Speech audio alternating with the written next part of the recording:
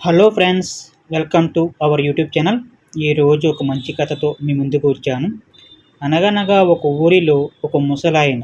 ఆయన రోజు అద్దం తుడుస్తూ కనిపించాడు. ఇది గమనించిన ఒక యువకుడు, తాతయ్య, ఈ అద్దంలో ఏం కనిపిస్తుంది అని అడిగాడు. అప్పుడు ఆ ముసలాయన, నువ్వు చూస్తే నిన్ను చూపెడుతుంది, నేను చూస్తే నన్ను చూపెడుతుంది అన్నాడు ఆ తాతయ్య.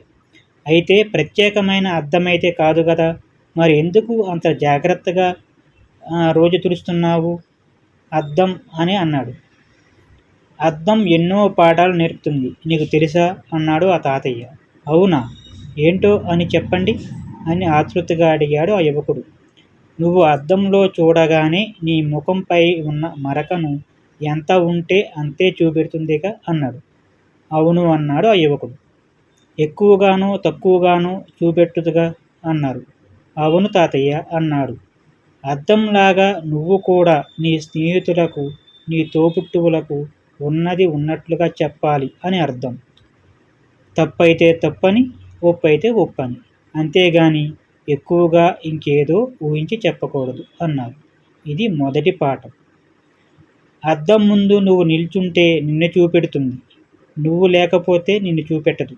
అలాగే ఎవరి గురించైనా మాట్లాడాలి అంటే వారు ముందే మాట్లాడాలి, వారి వెనుక మాట్లాడకూడదు అని అర్థం చెబుతుంది. ఇది రెండో పాఠం అన్నారు ఆ తాతయ్య గారు.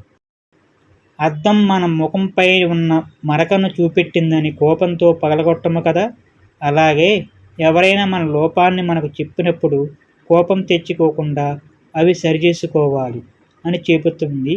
ఇది మూడో పాఠం అన్నారు తాతయ్య గారు.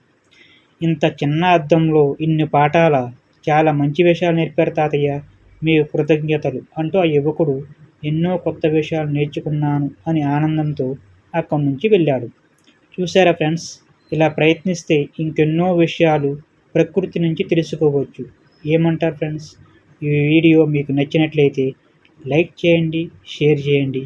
ఇలాంటి మరిన్ని వీడియోస్ కోసం మన ఛానల్ని సబ్స్క్రైబ్ చేయండి. Thank you.